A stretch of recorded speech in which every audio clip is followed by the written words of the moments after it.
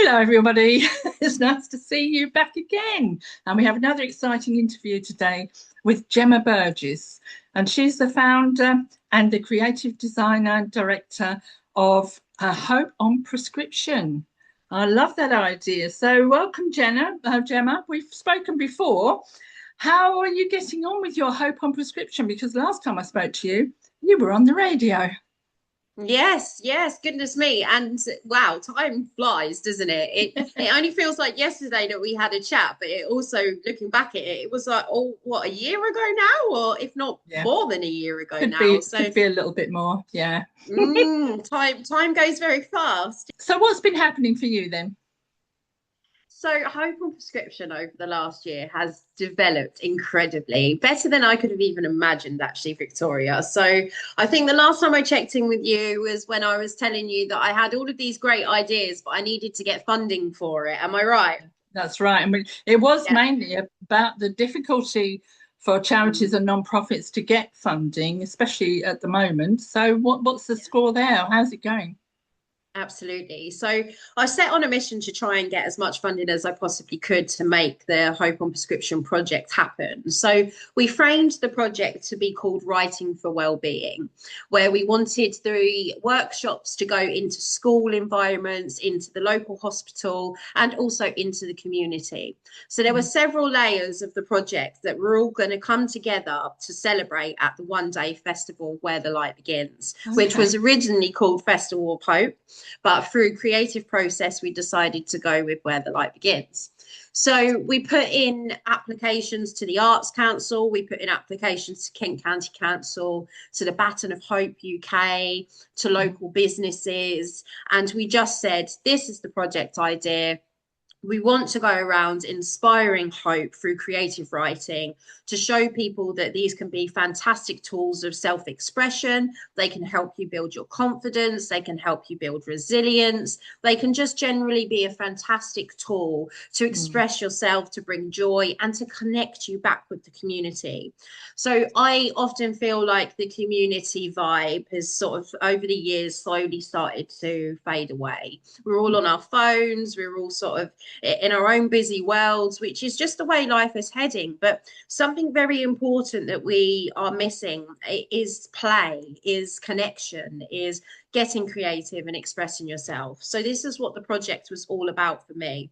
And I pushed and pushed, and I'm really pleased to say we were successful in 90% of the funding applications. We had the National Lottery Arts Council England, we had Kent County Council, the Baton of Hope, we had Stone Pharmacy, property renovations, we had Co-op. Like we had so many incredible people that wanted to back this project because they could see how great it would be for the community as well. So went on the mission. Once I got all the funding, the project began, and it was a very intense project, Victoria, because we had just 3 months to execute every layer of the project. And as I said to you last time, I'm the woman wearing every hat. Well, you're a mum, you're a family woman as well. You know, I know your life isn't just straightforward, is it? No, it definitely wasn't. There was a lot of balancing and a lot of juggling, but I do have to say I had a fantastic group of mentors. So just to give them a bit of recognition now, because without them, I wouldn't have learned and grown as much as I have across this year. So we've got Beth Kowenko, who ran Wise Words Festival in Canterbury. She was my main mentor. She was my lifeline. She was the woman with all of the knowledge that helped us grow. We've got Doug Noble. He was from Live Music Now, and he's helped me do all the evaluation stages so that we can go back to funders again. And Victoria Field, poetry therapist, absolute wonderful woman, and she helped me design the workshops and helped me understand how to deal with certain situations and help certain people through creative remedies. And each and every single one of these mentors have had such a key part to my project. So although I wore all the hats, I had these incredible mentors showing me exactly how to wear those hats. Good. We all need help, don't we? We all need help and inspiration. Yeah. Yeah, so it takes a team. It really takes a team. It's a bit of an emotional roller coaster, isn't it? you know, because Mm, if when you're on your own, I think you felt like that before, and it's mhm. good for you to have that support. Absolutely. I mean, I won't lie. You know, I woke up some days where I was ready to go, excited, jump out of the bed. I've got this. Like, I know exactly what I'm doing. I know exactly where I need to be. And then there was days where I would wake up feeling really sick to my stomach. Like I was anxious. I felt like I was struggling with imposter syndrome. I felt like who am I to run a well-being thing when I don't really know most days how to keep my own well-being on the go. And you do it, and you sit there and you run yourself down sometimes, but when you have the mentors and the support, they pull you out of that. And I generally think from the amount of experience and people that I've spoken to across the year, we all go through it. We all go through a massive, like, yes, I've got this, and then a massive dip of, oh my God, what is happening? Where am I going to be? Like, what do I do? But I think the main thing that I've learned is to just trust your gut and take that risk anyway. So taking the risk is going to be where you learn your lessons. It's going to be where you grow and where you develop. And yes, you are going to have days where you're waking up and you're questioning your entire life. I think you do that even in the things that you love, you know, because I love this work. So I was like, why am I questioning myself? I love this. I'm passionate about this. I know these tools work through lived experience, through workshops, through feedback, but you still get that sort of niggle and that nerves. But I think definitely just push through, perseverance. I read this quote the other day. So I remember being a week before Where the Light Begins festival, Okay. and I just broke down in tears, Victoria. I was so nervous. I was so like almost stressed. For me, I felt like I was at breaking point. I was like, oh my gosh, like I've done all of these things in such a short period of time. I just can't go anymore. I'm tired, you know. Mm. But I read this quote and it said, success is the very next step from defeat. So, what I read from that is when you feel defeated, you just got to take a few more steps and you're going to get to that success. And actually, that is what happened for me because I felt that defeat the week before. I was like, can't do this anymore. And then the festival came, we done it, and we didn't just do it, we done it beautifully. Like, how it looked, how the audience felt, the feedback and response from the artists, from the audience, from members of the public just passing through. It was just such a magical day full of hope and inspiration and connecting us as a community, bringing us into that beautiful space, that shared space together. It So, makes the hard days worth it. Do you know what I mean? well, it's resilience, isn't it? Which is what you're trying to teach, and it is that last step when you think it's all over. It's just do Yeah. one step towards it again. But what Yeah. was the feedback then? I mean, what are people getting from your work? Absolutely. I mean, I was very lucky to have a big selection of feedback. We had people feedback in from schools. We had the kids saying that they was really excited, like they've explored poetry in a new way, that it was Mhm. fun, that they could see that it was a good tool for self-expression. Also, that the barriers around poetry being quite complicated and the language and the structure, they feel like we took that away because we said, well, actually anything can be poetry. We were just opening up their minds to the Yeah. writing process more than the structural side of things. And we was teaching them it's okay, like don't judge yourself, like get whatever it is that's coming to your mind. This is your expression, so that means there's no right or wrong. It's what you feel in response to that. And you could see that it was empowering the kids. I mean, some of the girls in all of the girls in the secondary school, they created pieces that moved the audience. They had their voice. They shared those things that they feel like they're struggling with in society today. I mean, the theme was around Mm. hope. And one of the girls said to me, how do you expect me to find hope in a world that feels so frustrating? And I said, so write about that. So tell me about that. People need to hear that these teenagers are worried about finding hope because of the uncertainty of the world. I was Mm. like, you could be that voice. And you know what? She went on to write and perform a fantastic poem. And this was what's so beautiful is the whole process. It wasn't just the performance of it all, it was the process of it that Mm. they've come back and told me, you know, this is great. We love poetry now. Like it's a great tool to use. And then when you went to the festival, we was getting feedback of it's such an inspiring event. Oh, we hope it comes back next Yeah, year. It was yeah. really nice to have the opportunity to have these renowned poets come to Dartford.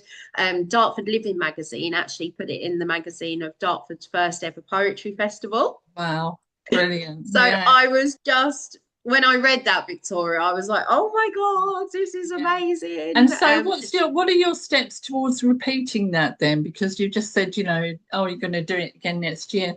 Is this something Mm. that's feasible? It is if I can get funding. So it's back to that loop. When we very first spoke, it was that I have all the ideas. I just need to make it happen. But the difference now is, Victoria, is when I had all the ideas before, I had to just convince people to trust me that this was going to be good. I Yeah. had to just tell them, this is what I know. This is what I've researched. This is what I plan to do. Please believe me that this is what the community want and need. Whereas now I've got the evidence, I've got That's right. people's voices saying, we want this back. This has been beneficial. I mean, we had one of the case studies from the girls at the Community Writing for Wellbeing workshop. She said, because I always say to them, what Victoria advised me to say, this is not therapy, but it's therapeutic. And this girl actually said to me, she was like, I do therapy and I do this writing workshop every week.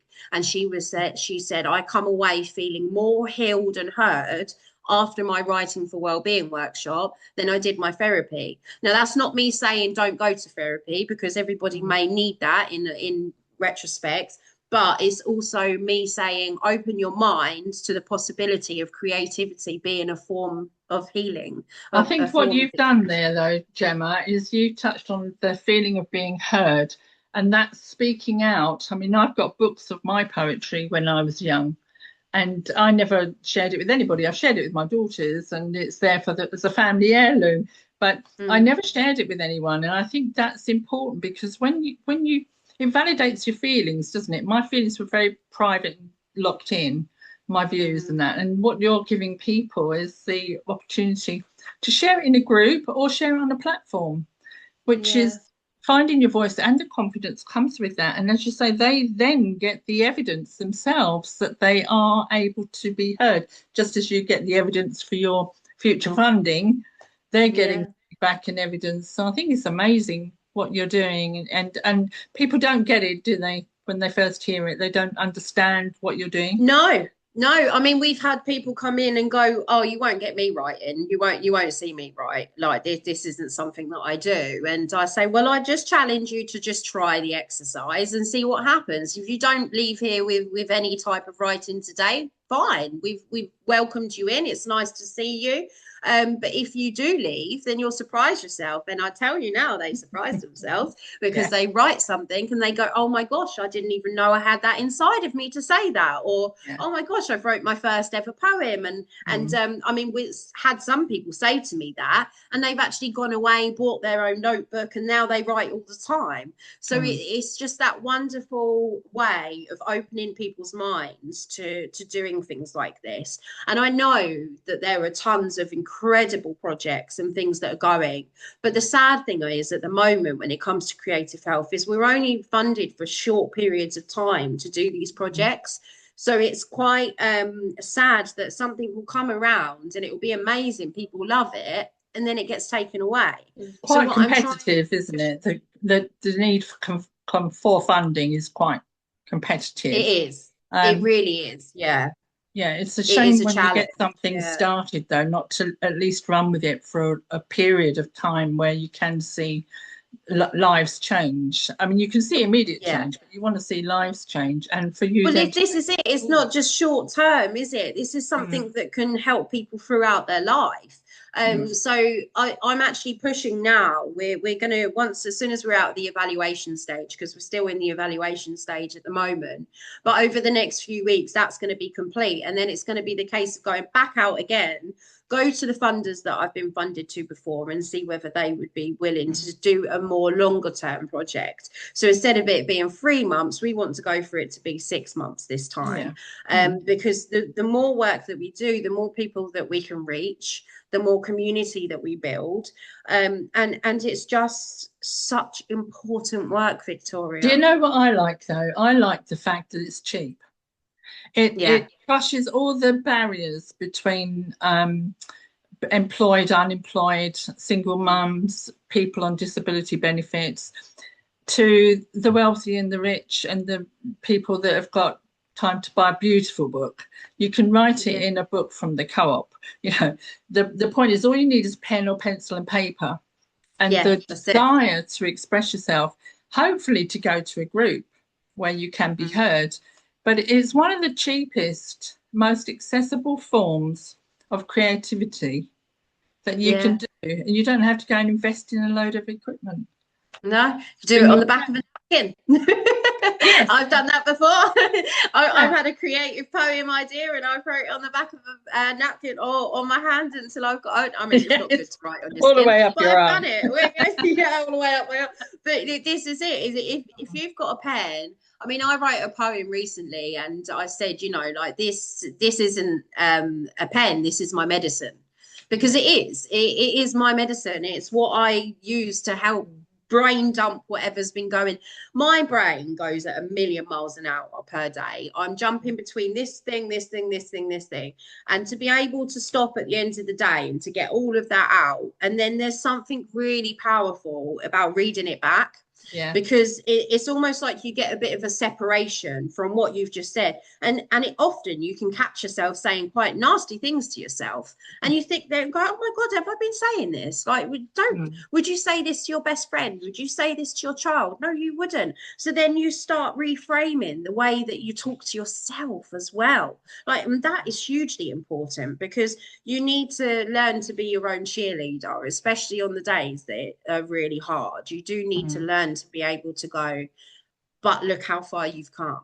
Look at what you've already achieved. On those days that you're doubting yourself, you then look back and go, oh, but I completed that course, or I did that. I even got in the room for 5 minutes. That might be somebody's progress as well, because I had somebody say to me that they go to groups, but they're in there for 5-10 minutes and they leave because they're too anxious or they don't feel comfortable. And this girl, she sat in our group and she stayed till the end. And her mother actually pulled me to the side at the end and she went, nobody has ever got my daughter to stay in a workship from beginning till end. That's amazing. And she comes every week. Every week without a fail, she is there, and she is an incredible girl. And do you know what? If you're listening to this now, I know that you know this is about you, and you are amazing. And each and every single one of those people that I've met in those rooms are incredible people, and I just encourage them all to continue writing. And I encourage people that are new to this, I welcome you, come along. Like, we've got workshops that are happening. We have some that are free, we have some that are charged because we have to cover the cost of the whole. That is purely the reason. Otherwise I would do everything for free. I've said this so many times, that this work shouldn't be something that people feel they can't connect with because of finances.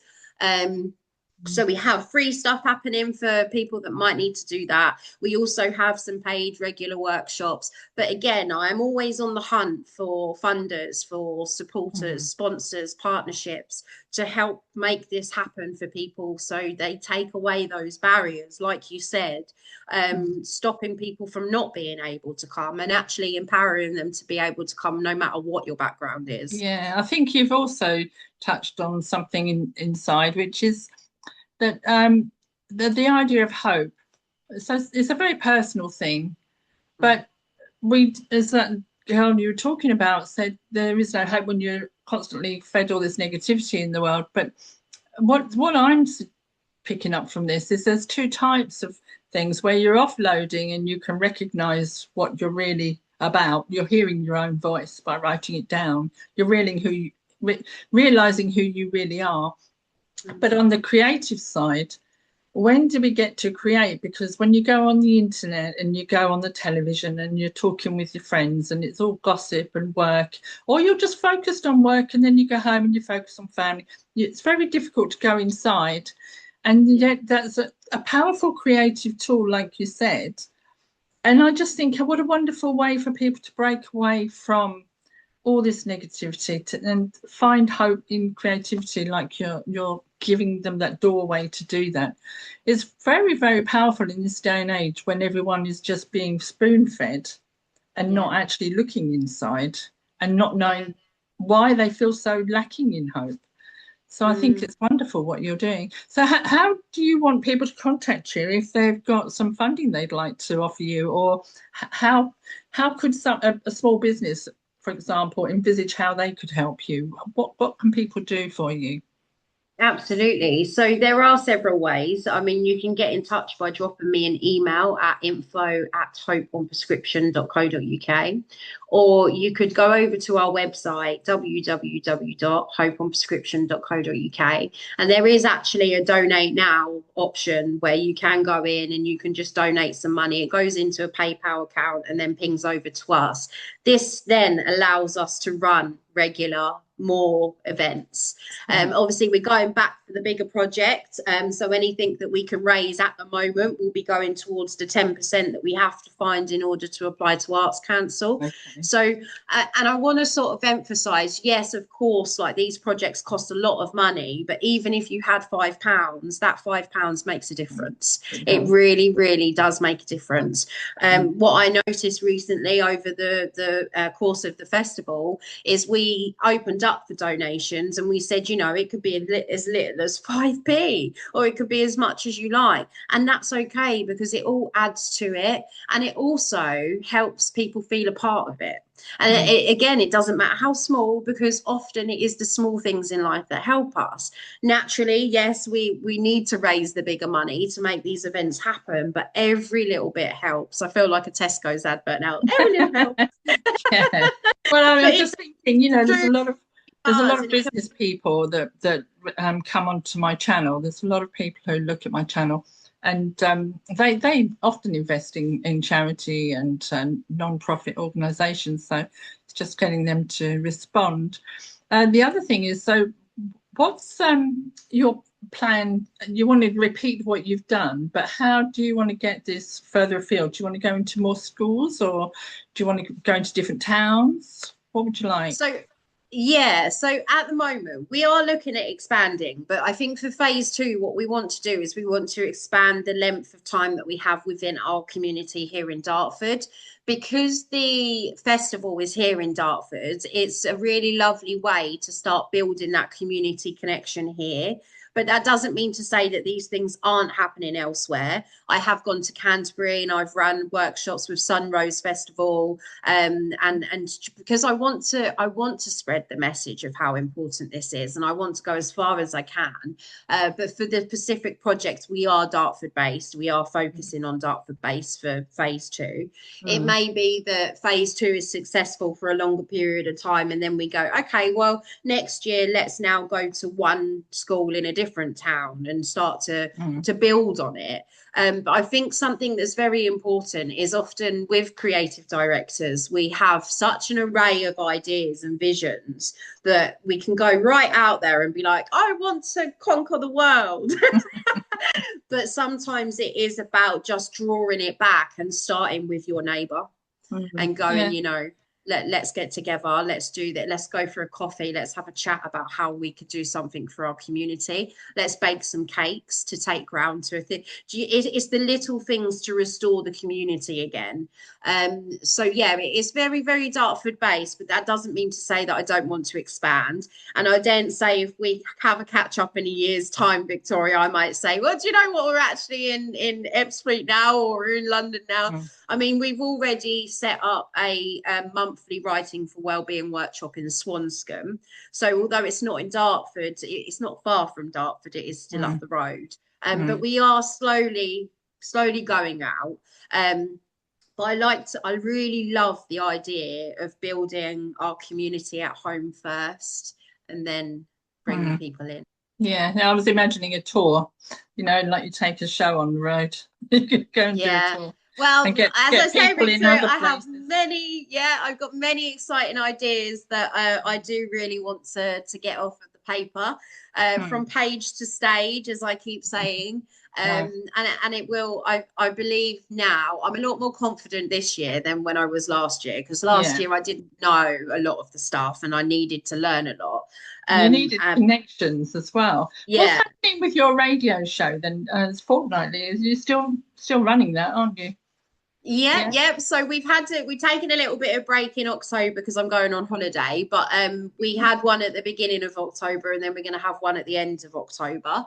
Mm. But they do usually run every fortnight, where we have incredible services, people, authors, singers, all sorts of people come onto the radio and they share their service. So what they do, how it might help somebody in the community, how it could support people, what they can learn, and we invite people on to share that hope, to share that service. It's Mm. mainly about inspiring, and sharing hopeful stories and services that can Mm. help people. And So how do yeah, people find that?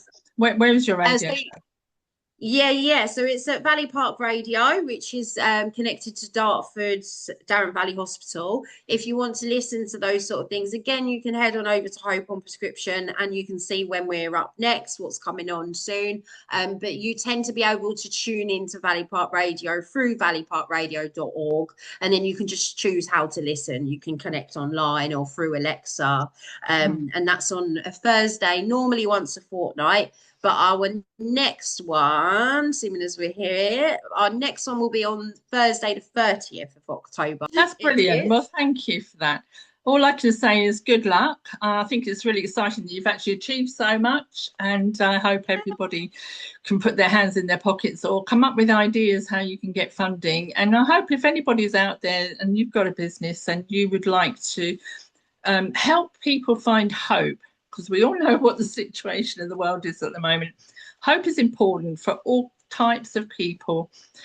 And I think that Gemma's doing a great job, Jemma. You're doing a really great job. And I think if you can find a way of contributing to Gemma's cause, helping her to set up that festival next year would be amazing. And watch out for some more publications. And maybe there'll be a poetry book or two coming up, an anthology or something. Absolutely. And if you want to connect with us and see about any updates or things that we've got going on, you can follow us on Facebook and Instagram at Hope on Prescription, just to keep updated and in the loop. But yeah, please, in any way you think you might be able to help, or in any way you think you might want to engage, please Yes, come along. Please come yes. along. It's fantastic work, and it's the people are telling me it's fantastic work now. It's not me telling you to trust me. I've got evidence now. That's what you need. Oh, that's fantastic. Well, thank you for coming along then, Jemma.